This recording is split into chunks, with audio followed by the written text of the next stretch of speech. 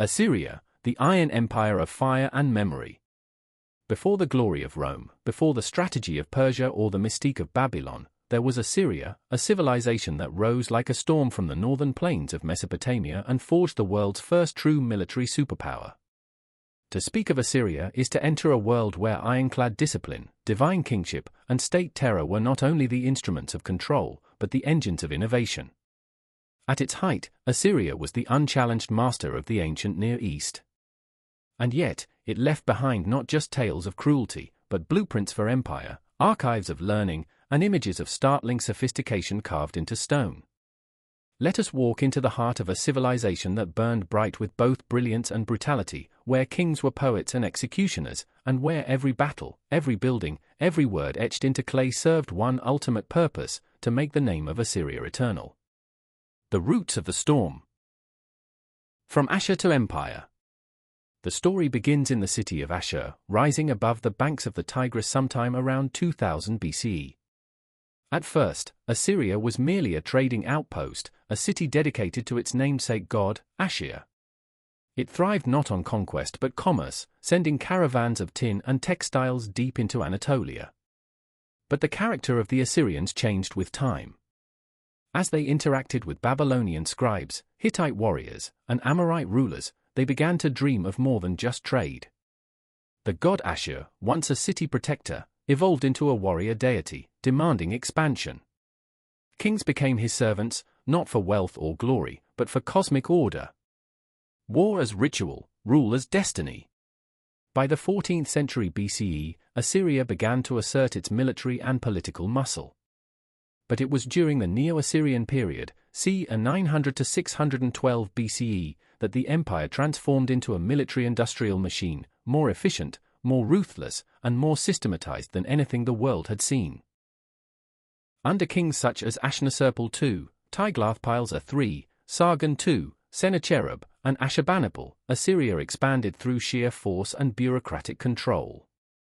Armies were no longer raised seasonally, they were professional and permanent.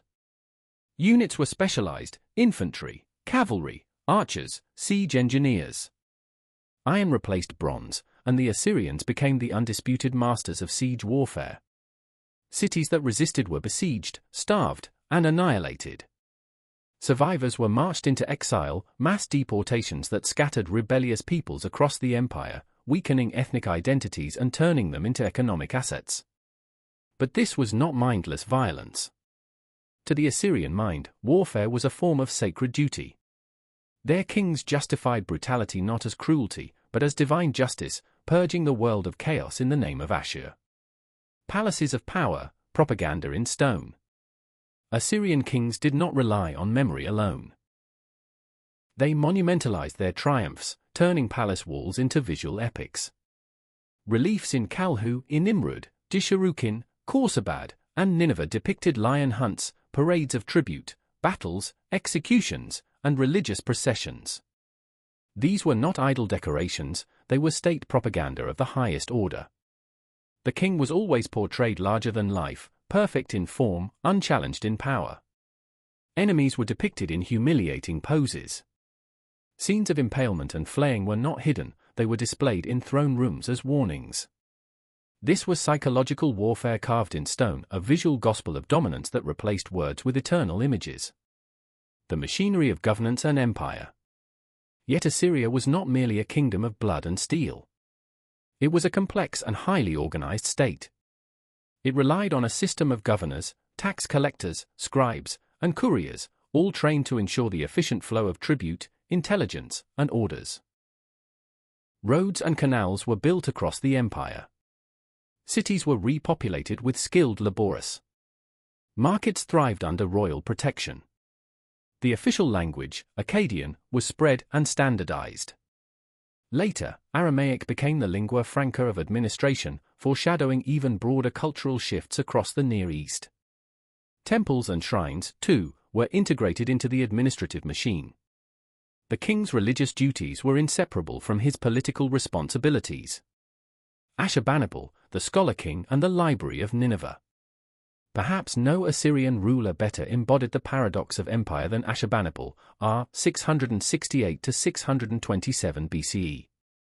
A feared general and cunning statesman, he was also a scholar, fluent in Sumerian and Akkadian, and deeply invested in the preservation of knowledge.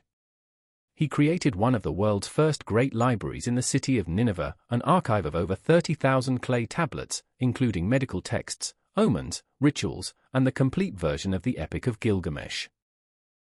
This act of cultural preservation ensured that the intellectual legacy of Sumer and Akkad would endure long after their cities had fallen into ruin.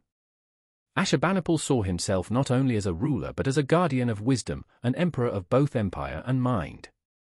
The fall of Nineveh and the silence of empire. But even Assyria, at the height of its grandeur, was not immune to collapse.